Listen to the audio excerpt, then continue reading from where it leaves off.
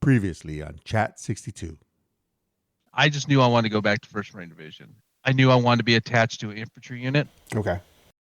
And what I didn't know, it kind of shot me in the ass, is there was a SHRIG. There was a SHRIG opening, and I didn't know what SHRIG was. The first SHRIG was Surveillance Reconnaissance Intelligence Group. Oh. And they were attached to Anglico. They were in the same area as Anglico. And so I didn't know, man. And one of those guys knew. And kick number 4, he's like, I'll take the SHRIG. I'm like, what the fuck is that? That sounds and then they said what it is. And then I remember the instructors going, oh, you can do some badass shit over there. You're probably going to go to jump school. You're probably going to. I was like, what? What?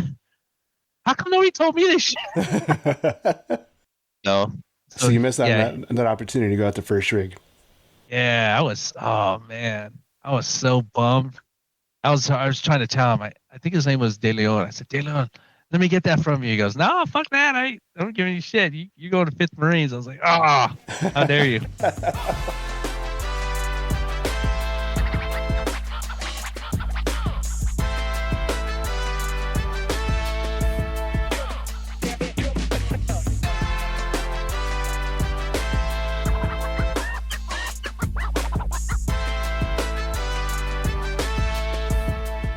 Before we dive in, make sure to stay connected by following us on Instagram at Chat62Podcast.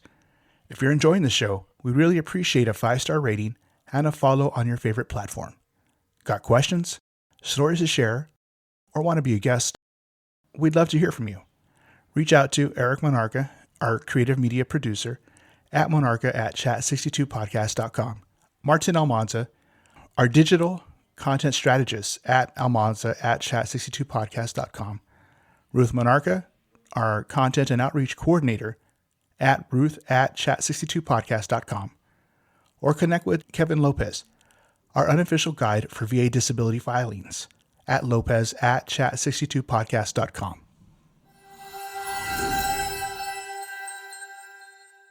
You're at Headquarters Company 5th Marines.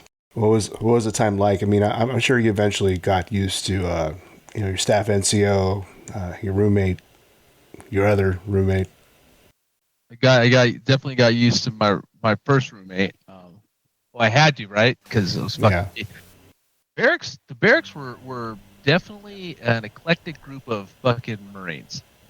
Like, yeah. You're like the 7-Eleven of Marines, dude. Exactly. Like the Walmart of Marines. It was a motley crew of Marines.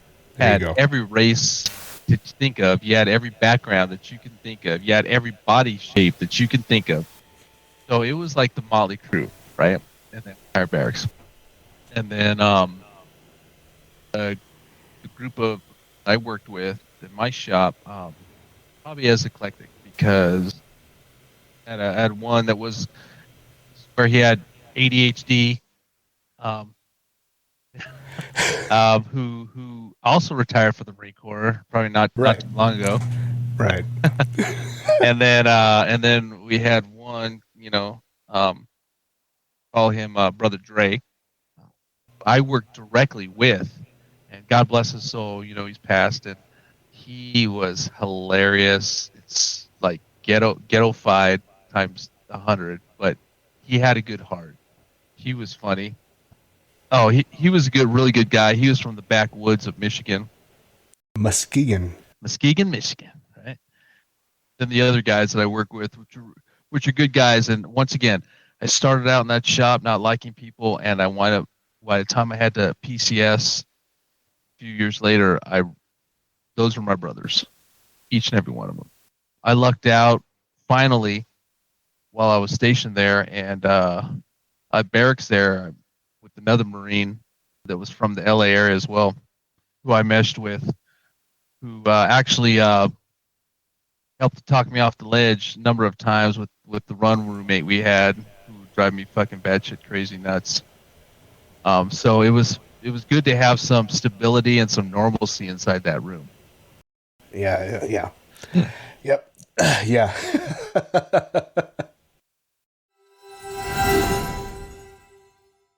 So you were working with a unit diary, right? Yeah. Handling Marines pay, leave. Personal stuff. Yeah. A lot of data entry, right? Yeah, a lot of that. A lot of it's basically like an HR rep Right. equivalent in the civilian world. So yeah, How was that? it was interesting, especially when it came down to leave. When it came down to Marines leave, right? Because I didn't care. You could be the hardest charging O3 out there, right? Because all our guys were O3s, right? Man, they come back on leave with their leave papers, and there'd be like a $20 bill underneath. You know what that meant, right? Yep. Take care of this. Yep. So regardless of what they say, you know, about pogues and stuff like that, they loved us, Oh yeah. and we took care of them. It was interesting yet challenging, but at the same time, that MOS actually awarded you opportunity to better yourself. You know, you weren't always in the field, fucking grinding it out. You were either going to college or you're knocking out something else. Can you give me maybe a couple of stories about La Tiendita? La Tiendita. Mamas. Come on now. Mamas. Well, so Mama was brought on to me, I'm sure by the same person brought it on to you. It was E, right? That fucking place, bro. Wanted your colon cleaned out. That was the spot. that was the fucking spot to do it, man. Yeah, so E, God love it, man. He introduced that to me, and I remember he was always like, you fly, I buy type shit, right? And Right. I remember getting those for lunch and going out to San Clemente, right? It was in Clemente. It was like right outside the gate, right? It was maybe about 2 miles down. Yeah, but off like Christianitos, right? Yeah. Yeah. And God, I haven't been there, dude. You just brought back memories to the point. So yeah. Okay, that place was great, man. Those burritos were fucking ridiculous, man. Yeah. But I remember they used to fucking clog my ass up, man. I don't know if you remember that one time, man, that I had to go to. This is a funny story. This is fucking off topic. I had to go to the fucking sick bay, bro, because I was fucking constipated. Like I couldn't shit. I think I remember that. Yeah, dude. Like, and it was fucking those burritos, man. And I was like, fuck. And I just remember, man. I don't know if this is too much to say. I remember going to sick bay, and I remember telling the corpsman. It was like a big fucking corpsman. Like this dude fucking worked out. Oh, was that Doc Brock? I think so. Yeah, so. he fucking gave me concussion once. Gave you what? He gave me concussion once. We used to play fucking football with him when our first chief wanted to play with the fucking docs and shit, and he was a big motherfucker. He was a big fucking dude, and I remember like not feeling good, my stomach, and I had shit for like days. Oh my god. And I remember going to sick call, and I was like, I just went and said, yeah, you know, I'm constipated, just not something right. And then they call me up, and then they send me into an office, and then he shows up. He goes in the office, and I'm sitting on this fucking like table, and you know, I'm in my fucking uniform, right? And he shows up, and he's wearing his fucking skivvy shirt and his fucking pants. Oh, I hear you're having trouble. You're kind of constipated. I go, yeah, doc. And then I just remember him turning around. You know, he's a big motherfucker. Like, he definitely puts time in the gym. And I remember him turning around. He fucking grabs a glove, and he's putting this fucking glove on. I'm like, he goes, all right, we're going to check it out. I was like, what do you mean you're going to check it out? And he goes, I need you to drop your pants and fucking bend over. I'm like, are you fucking kidding me? And he goes, well, I'm not doing this for my fucking health. He goes, we're going to figure this out or what? I'm like, I remember saying to him, these are my exact words. I go, fuck, doc, it's going to fucking hurt. He goes, well, it's not going to hurt me. and I don't know if you remember, yeah, he was a big dude. He had big ass fucking hands. Yeah. And I'm thinking to myself, oh shit. I felt like telling him, yo, you know, I feel better. I feel like I'm going to take a shit right now. Yeah, bro, he went where no man's gone fucking before, man. Fucking A, It dude. was horrible. But yeah, that was from fucking Mama's Burritos, man. So after that, did you stop having mamas? I stopped. I fucking stopped. I had to, man. I had to. But those were great. You're the first story where it kind of went south. Everybody has like really fond memories. No, that's nothing that went south like that's a that. problem. It didn't go south. It fucking stopped. It just stopped. It stopped somewhere in the middle. Yeah.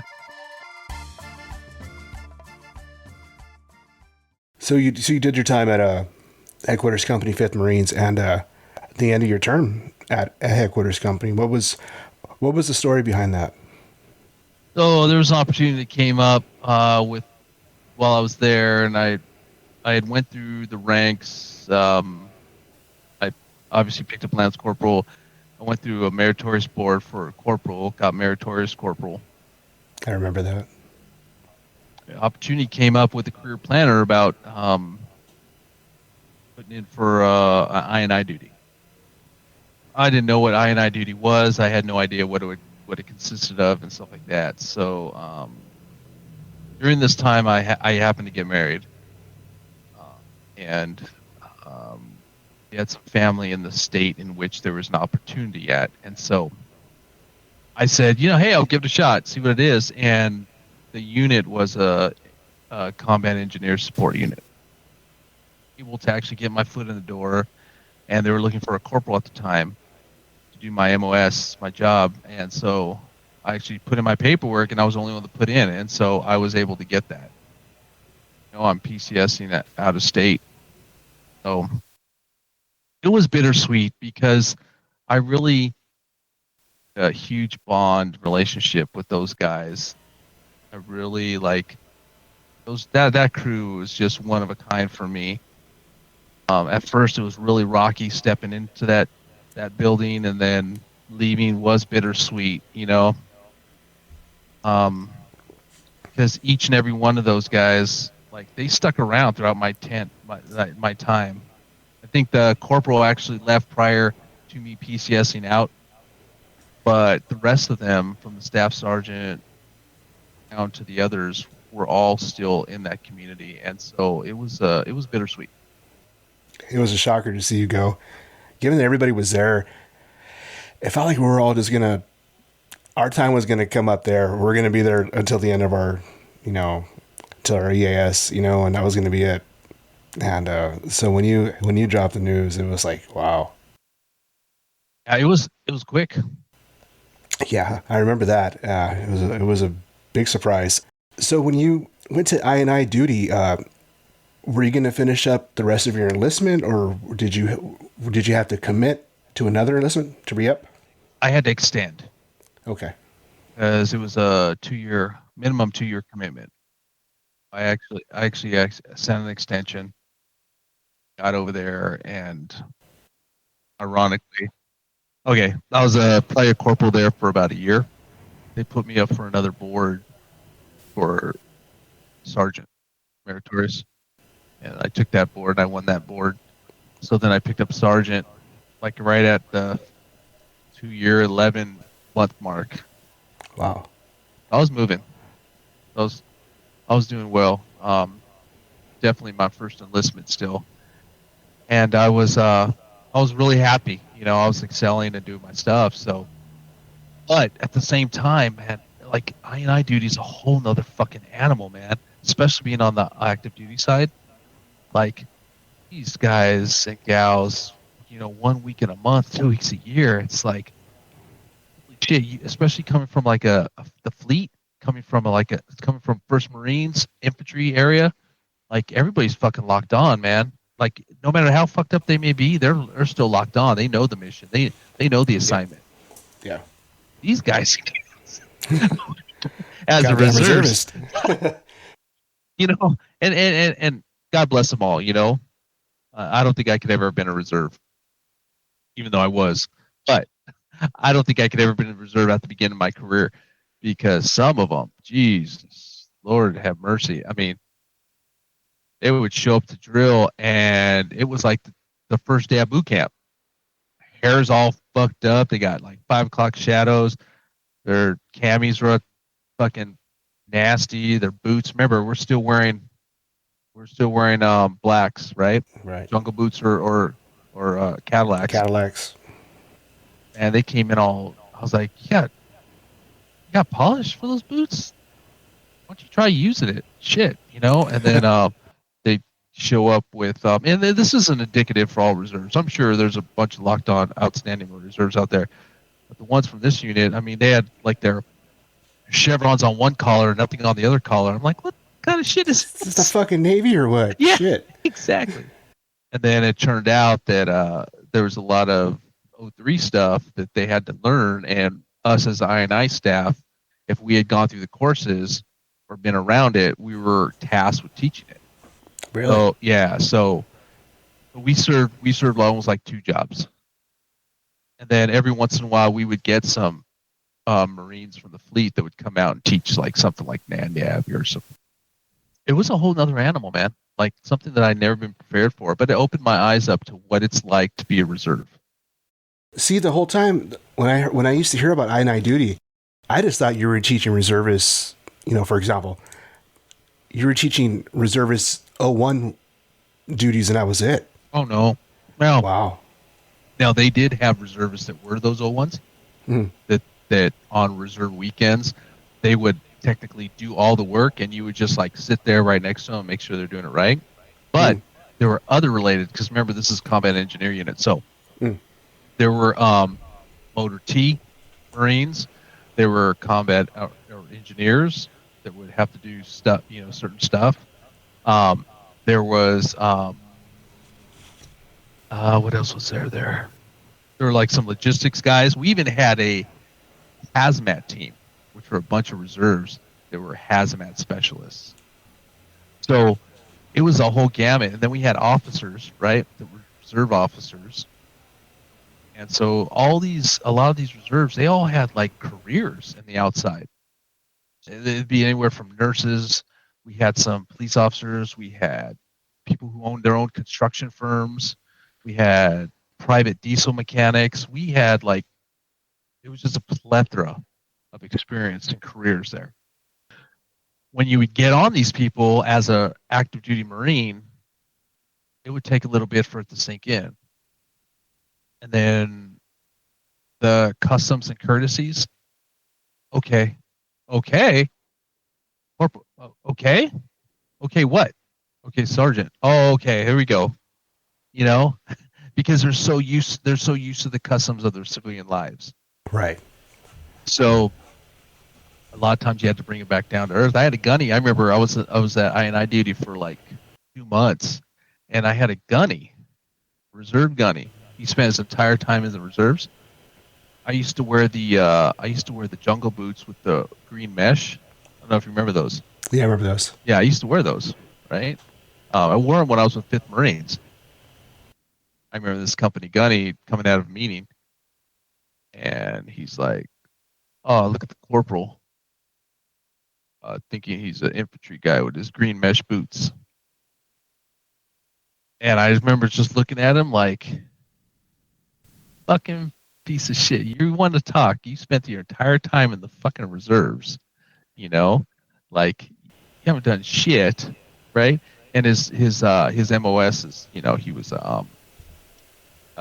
motor T chief.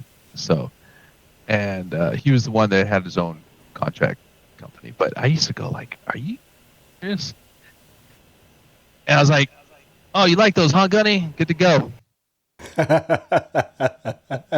You can tell him fuck you directly, but that was a fuck you. Yeah. I was like, I'll kill you with kindness. You know what I mean? There you go. There you go, man. So how long were you at I&I duty for? In that particular duty station? I was there for about 2.5 years. You're hitting the end of that first enlistment. Yep. What's going through your head at that time? Are you ready to say, you know what, let me see what's out there in the civilian world? Or, I picked up meritorious corporal. I picked up meritorious sergeant.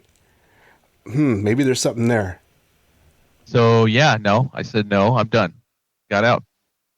In fact, I got out because I still wanted to start my journey. And that law enforcement journey we talked about earlier. But what happened in the meantime is that 2 of my buddies from 5th Marines who had got out prior to me, they were living in Dallas, Texas. And they're like, "Hey, dog, got this spot for you. We know you know how to do it. want to offer it to you. And I was like, all right, talk to me. Give me a number that I can't resist. And so they gave me a number I couldn't resist. So I said, fuck it, let's do it. So man, I was still married at the time. My wife stayed in the state that I was in, and I moved out there by myself. And I moved in with one of my buddies there, one of the guys from 5th Marines. And I lived in his apartment. I was working for this company, this huge company in Capel, Texas, basically doing the same thing. But what it was actually software implementation. It was our software into a new software at the time, which was called SAP. So I moved out there, and now this is right around the time of 9/11. All right, so 9/11 happens. 9/11 happens, and then that job is still going, but I was out, but I was still a reserve, but I wanted to do something because I think every American at the time wanted to do something. So I made some phone calls, called Mar4 Res, and they linked me up with a unit within the Atlantic Fleet that I had to reenlist. Fuck yeah. Well, ironically, at the same time, I get laid off from this fucking really good job in Texas. Yeah. And so my two buddies are like, no fucking way. Like, because I was still in my probation. Well, I'm 1 year probation period. So it was within that time. And and they laid off 15 of us. And I was one of them. I was like, motherfucker. I was like, I guess this is a sign. So I wound up taking orders and re-enlisting. Wow. Before I can go, they send me back to the original I&I unit that I came from. Because remember, my home of record is still in that state. So I'm like, okay, they said, hey, we need you to report in. You're going to do a full medical physical. You're going to do all this stuff. I'm like, fine. So I pop open my sea bag again, throw on my shit. I'm happy to go. It was so weird because I remember I was checking in. People were checking out. They were like, really? Yeah. And now you have to understand reserve mentality, right?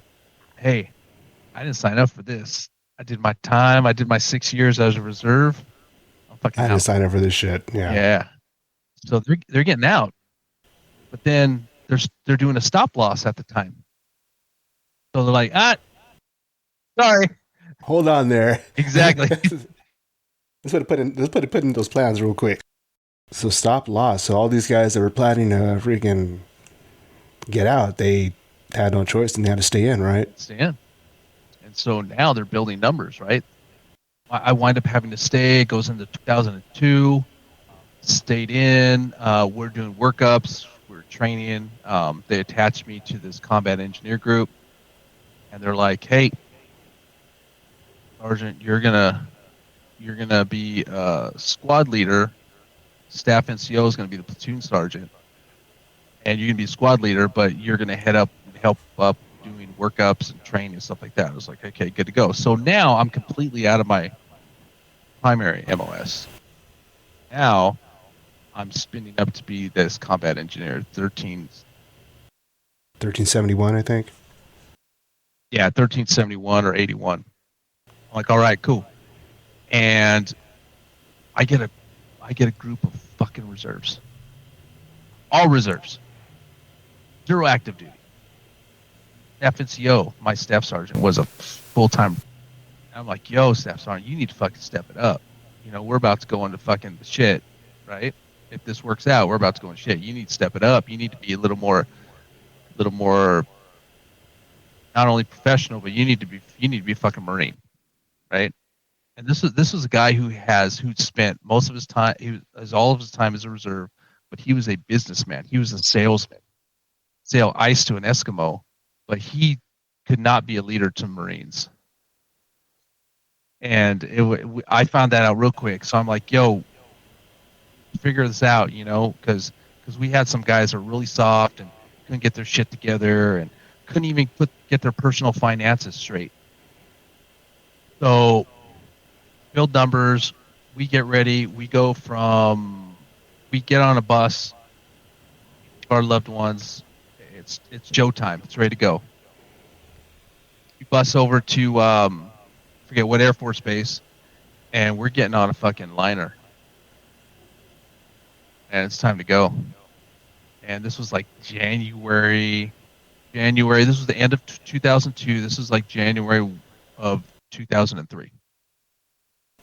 So I'd already been back for about almost a year now, doing workups, training, getting ready, right? Figuring out what the mission is.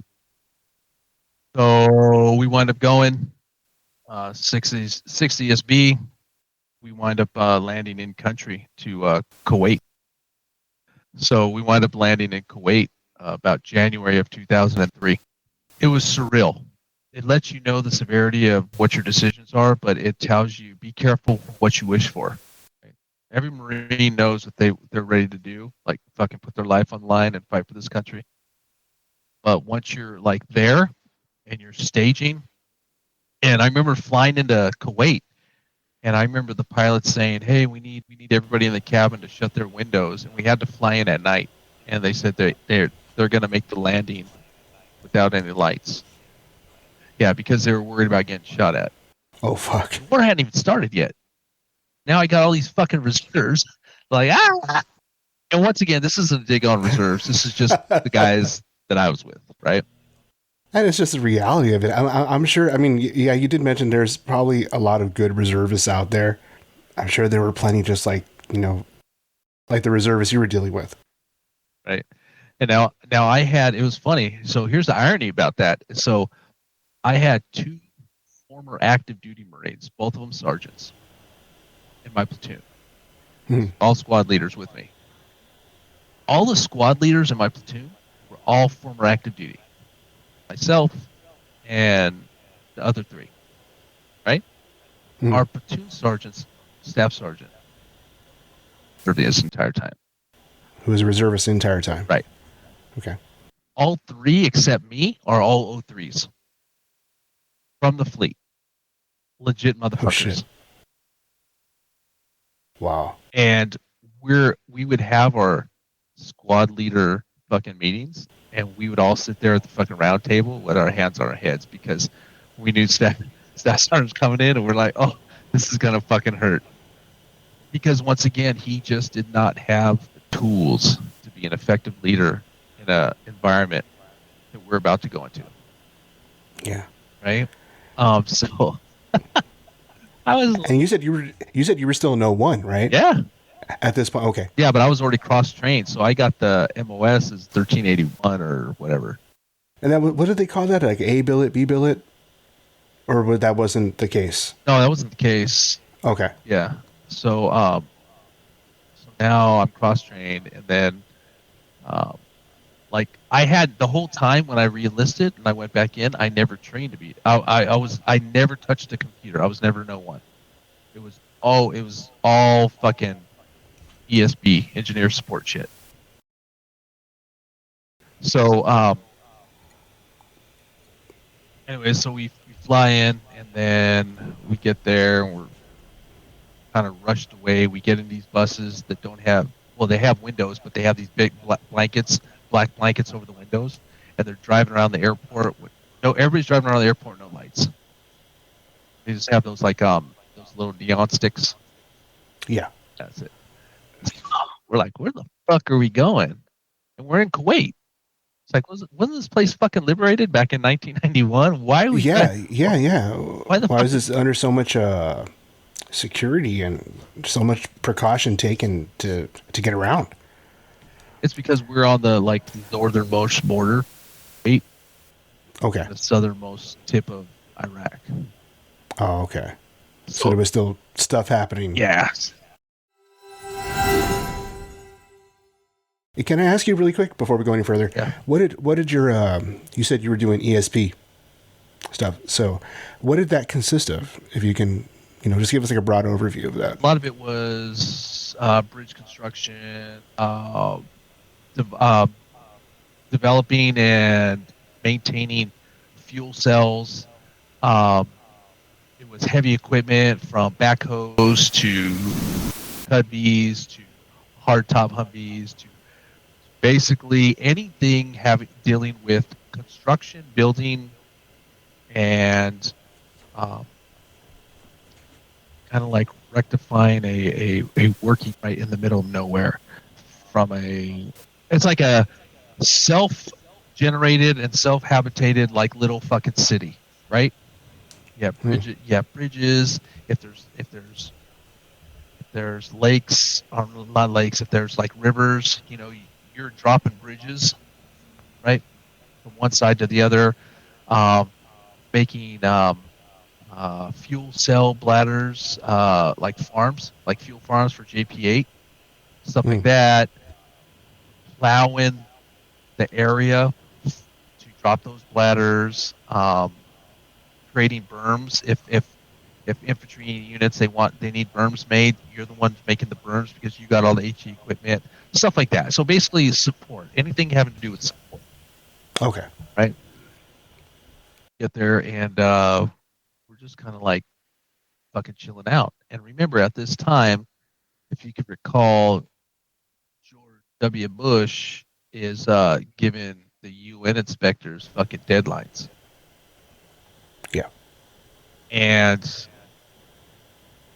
he got pushed up to the reach point, southern Iraq, right? Had this huge electrified fucking fence, right? That went on for fucking miles. And it was like fortified electrified fence that the Kuwaitis put up so they won't get invaded by the fucking Iraqis, like after 1991. Oh. And we pushed all the way up to that fence. But the president had given the UN inspectors deadlines after deadlines. I want to say it's 3 deadlines. So they moved us up to the breach point. I remember with this motley crew of fucking Marines 3 times. And bro, the first time they moved us up, we were ready.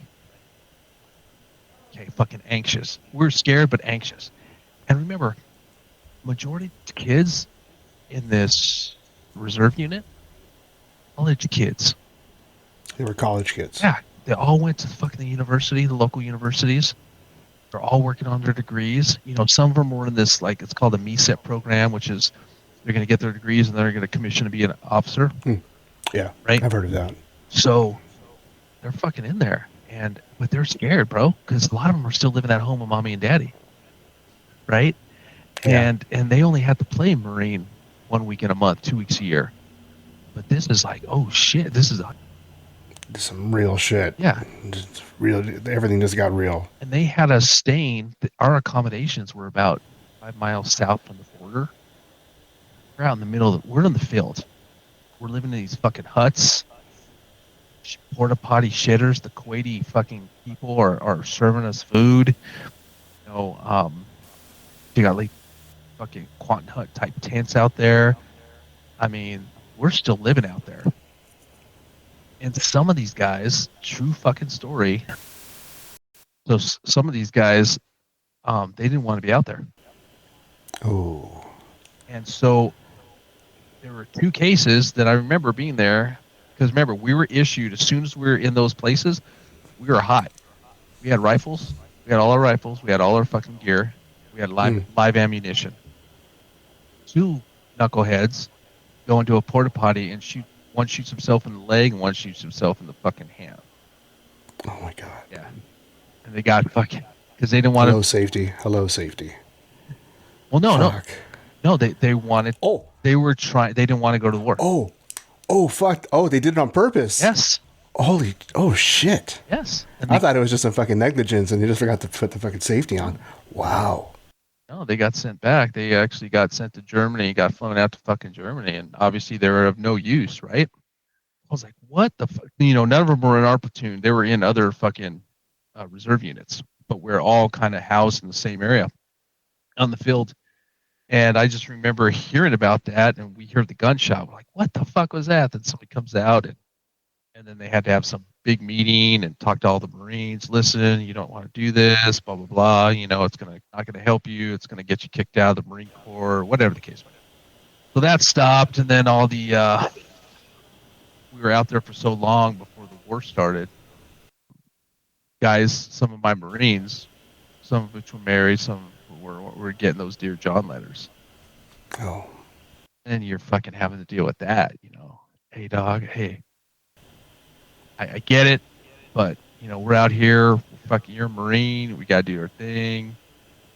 There's still the mission. Yeah, there's still a mission, but we'll get you on a sat phone. We'll get you to talk to somebody. We'll try to rectify it, you know, because they were trying to rectify it still for these guys out there.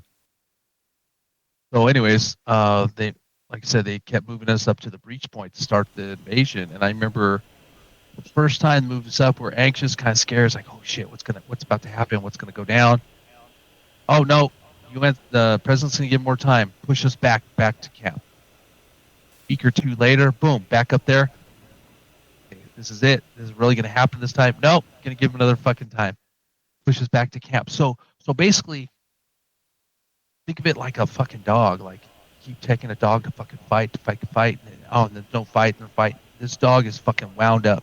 You take me to the third time, we were like a bunch of savages. Like, let this motherfucker start. Let's fucking do our duty. Let's get fucking nasty. Let's do what Marines fucking do. So sure enough, third time we get pushed up, and it looked like an invasion, bro, from the southern border. You should have seen I have pictures. See all the fucking armor lined up, all the way across, and the Kuwaitis, they were about to fucking cut through their fence, like this electrified fence, because this is an electrified fence. It's like no fucking joke. It'll fry your ass. So they're about to fucking turn it off and just start cut through so we could push through. Awesome, bro. There were American flags on fucking like 5 tons on fucking tracks. I mean, it looked like a straight invasion. Oh shit! Because the Marines, this is our third time, and we're pumped. Right. Like, fucking just take the leash off and let us do our thing. Our company commander's giving us that speech, and we know it's about to happen. And then, this is when I knew this is my reality. Company commander's giving the speech. I'm standing up with my Marines. My Marines are sitting down, and they're listening to the speech, and they're like kind of pumped and like, yeah. Then all the Marines, they start standing up because now they're getting into it. And then I'm looking in the horizon. I'm looking at the company commander, and then I'm looking behind him, and I see these fucking scuds coming our way. Oh fuck! And I point, and I'm like I'm the only one to fucking see it. And I'm like, Staff Sergeant. And Staff Sergeant looks at me, and he sees where I'm pointing. He yells. And now we're the engineer support battalion, right? So they already made these fucking bunkers underground, right? They're with their heavy equipment, and they're sandbagged all up and shit like that. Staff Sergeant fucking panics, and he yells, "Incoming!" He fucking just yells, "Incoming!" And everybody turns around and sees these fucking scuds, but Patriots are already on their fucking way. Like, these scuds to intercept. Right, to intercept. Yeah. And you have to think these scuds are fucking they're not high-end fucking technology, right? These Patriots are fucking legit, dude, because we were right next to the Patriot battery, and these Patriots are fucking just locked on, bro. Locked on. And then we see these fucking Patriots fucking just hauling ass. Fucking just lights them up. Well, here I am with my 3 infantry fucking squad leaders. We're all standing next to each other. Our staff sergeant, our fearless leader, is like, "Hey, come out!" Panics everybody fuck out. These are all group of reserves, right? It was like an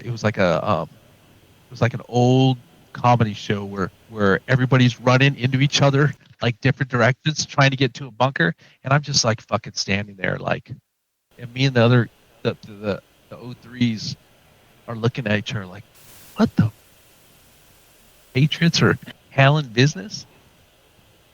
And Marines were getting trampled over. Oh, fuck, man. I saw Marines fucking knocking like, get the fuck out of my way, throwing them on the ground. It was like a fucking melee. And that's when I knew it's going to be my fucking world. So that was your world. How long were you out there during that deployment? That deployment for 6 months. 6 months. So it was just a lot of that. 6 months of since the war started. So we were out there for 9. 9 months total. And I'm so. Wow. Was it a lot of that happening with your? Oh, dude, it was a lot of mayhem. Dude, I got so many stories that would make you laugh, would make fucking anybody laugh their ass off. Like, and I was left like speechless. I would literally just shake my, and everybody's like, Sergeant, get back over here, you need to take cover. And I'm just walking like, you guys are a bunch of fucking idiots. Stop panicking. Take a deep breath, get your wits about you, figure out what's going on. We're not taking fire. That's called a sandstorm, and we're getting hit by fucking pellets. That is not gunfire. They're freaking out over sandstorms. Yeah. Holy fuck. Wow. You can't write stuff like that, man. Bro, it's truly, this is why I drink.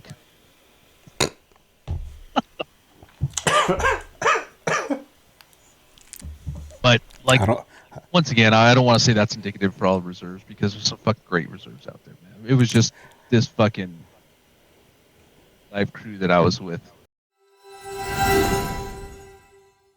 Yeah, and unfortunately, we did lose some Marines on my unit on that deployment. Did they serve directly under you? One did, or yeah. with you? Yeah, one did. Oh. Would you like to talk about that?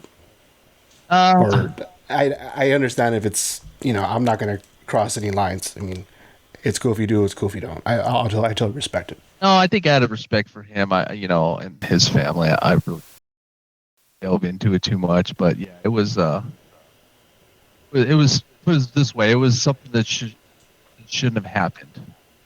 Mm-hmm. Right. So we lost a number of lost a Marine that I was actually supposed to deploy with from my squad, but I didn't get to go because I was starting I was already starting my profession, my current profession.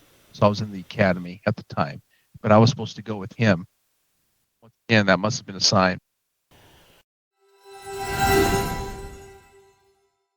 No, in Iraq it was weird because, like I said, we pushed in through southern, went through Basra, Qasar, pushed north, opened up, fucking crossed the Euphrates River.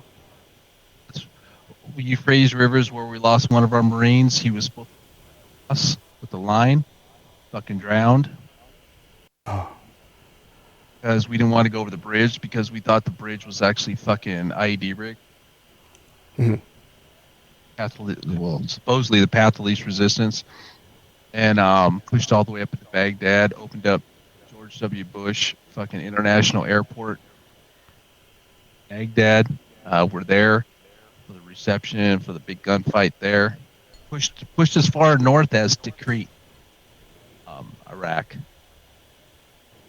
I tell you what, it was eye-opening because fucking units out there. I worked with some great ones, the fucking Royal British Marines. Those guys were fucking hellacious warfighters, and they were always drunk. I loved it. I fucking loved it, bro. Loved it. And they love Americans, and they love Marines.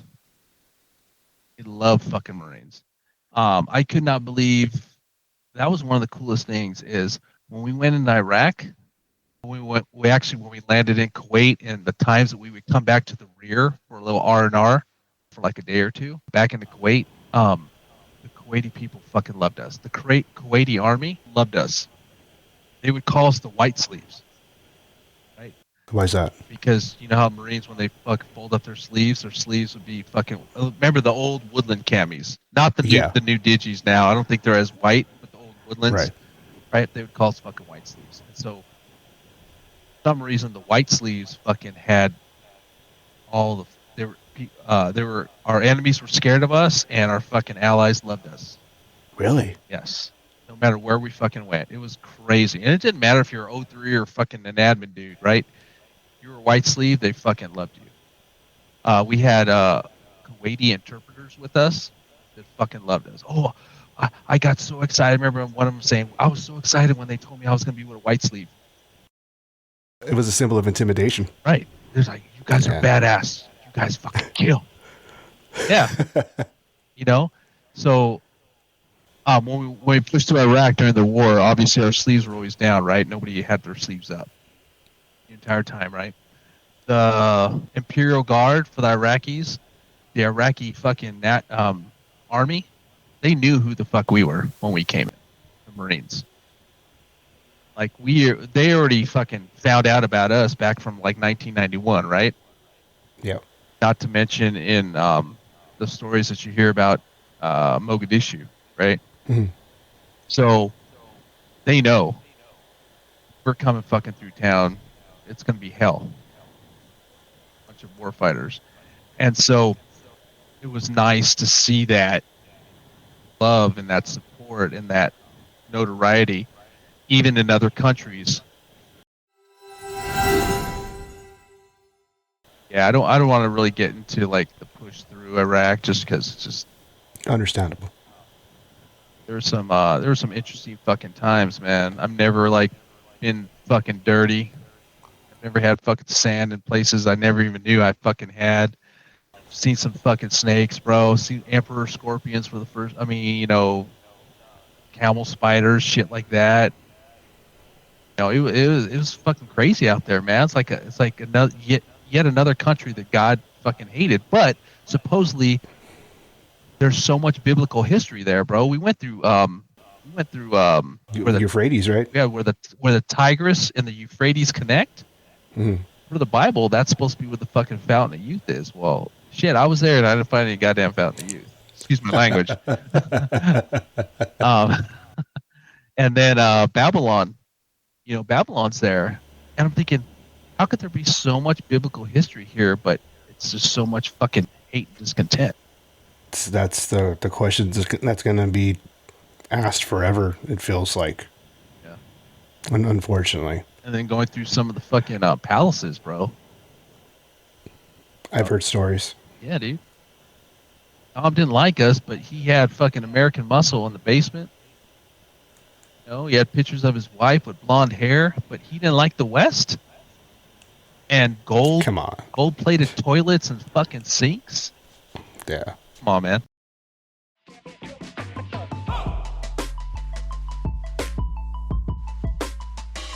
Gunny Moon's story wraps up in episode 26.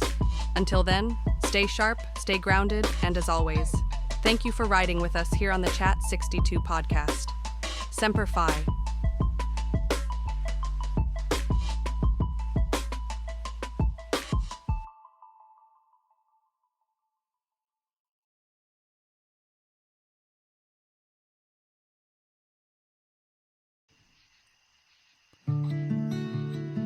Brothers and sisters at arms, are you struggling with your mental health?